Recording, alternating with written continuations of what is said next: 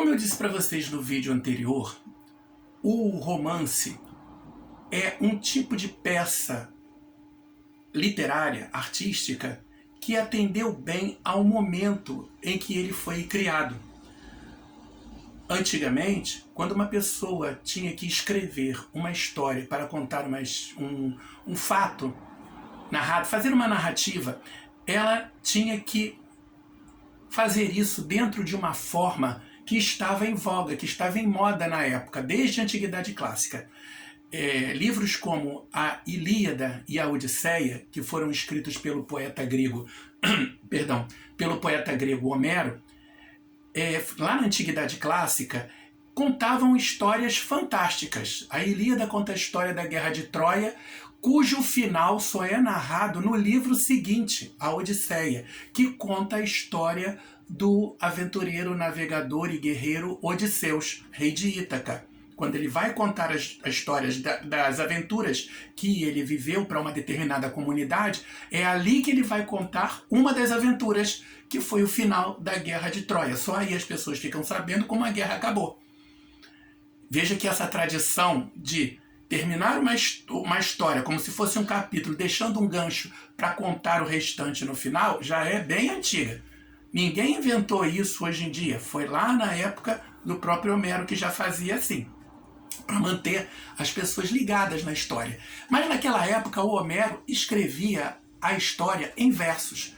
E o verso, a poesia, é um tipo de composição literária que tem as suas próprias exigências. O verso, ele coloca a ideia ali, a ideia poética, a inspiração, de uma maneira muito condensada. Tudo tem que estar muito arrumadinho para caber dentro daquela forma. Versos clássicos têm formas definidas, métricas definidas. Verso decassílabo só pode ter 10 sílabas. Verso de redondilha maior só pode ter 7 sílabas, e assim vai. Então, o que o romantismo fez? Criou um tipo de peça literária, de mídia literária, em que a história era mais fácil de ser contada e mais fácil de ser compreendida. Isso é o mais interessante. Ela é mais fácil de ser compreendida. Ou seja, deixa o verso de lado. A poesia existe, mas não muito para contar histórias. A poesia no romantismo ela fica para o poeta falar de si mesmo, a chamada poesia lírica. Tá? E aí você tem grandes nomes, Casimiro de Abreu, Fagundes Varela, Castro Alves, ok? A gente vai se fixar no romance como peça literária, onde uma história está sendo narrada, onde uma história é contada. É isso que nos interessa nesse momento. Por quê?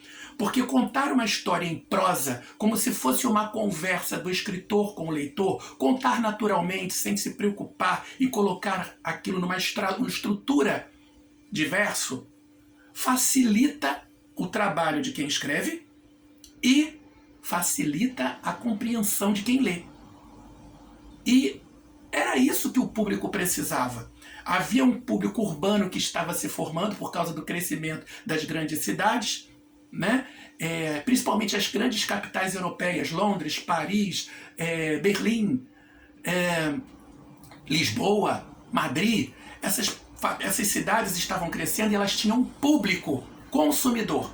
Um público assalariado, ou seja, que ganhava salário e que tinha a grana para comprar livros.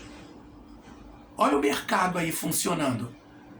Eu tenho o que vender e esse público quer comprar. Esse público quer se entreter, ele quer se distrair, ele quer ler uma história.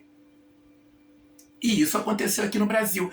Numa escala um pouco menor, talvez até posso dizer bem menor, porque a quantidade de gente analfabeta que havia no Brasil era muito grande. Então, o sucesso da literatura, o alcance da literatura era menor. Mas isso não impedia muita coisa, não. Porque era muito comum que uma pessoa letrada, ou seja, que sabia ler, lesse para que os outros ouvissem. Assim, inclusive, floresceu a ideia do folhetim no Brasil. Exemplo. José de Alencar escreveu um romance que hoje em dia todo mundo já ouviu falar, mesmo quem não leu, chamado O Guarani.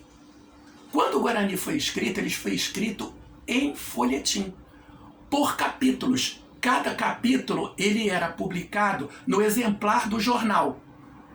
E aí, o que aconteceu? Isso fez tanto sucesso, as pessoas compravam tanto o jornal para poder ler a história, às vezes deixando o resto de lado, que o editor do jornal, o dono lá, disse pro Alencar: Alencar, não acaba essa história já não. E estica, porque a gente está vendendo muito jornal por causa da sua história. Não é à toa que hoje em dia, se você for comprar o livro O Guarani, com a história completa, você é capaz de você achar um exemplar que tem aí 600 páginas. Entendeu? Fez sucesso. Nas esquinas, as pessoas compravam o jornal, liam em público para os outros, porque não tinha exemplar para todo mundo. A indústria de jornais não era tão forte que pudesse produzir jornal para todo mundo e tinham medo de desfazer muito jornal e depois não conseguirem vender.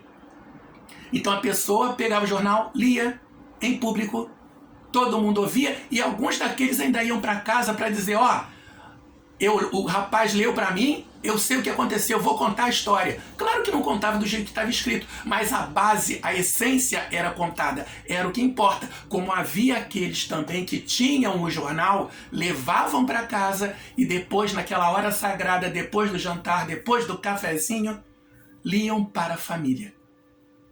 Como hoje em dia, as famílias às vezes se colocam na frente da televisão para acompanhar o capítulo da novela. Quer dizer, essa nossa tradição de acompanhar uma história em capítulos no dia a dia, ela vem de lá de longe. Não apareceu agora não. Tá? As aventuras do Índio Peri, sempre disposto a fazer tudo o que era possível para tomar conta da sua amada Cici, elas encantaram as pessoas e esse tipo de narrativa encanta a gente até hoje.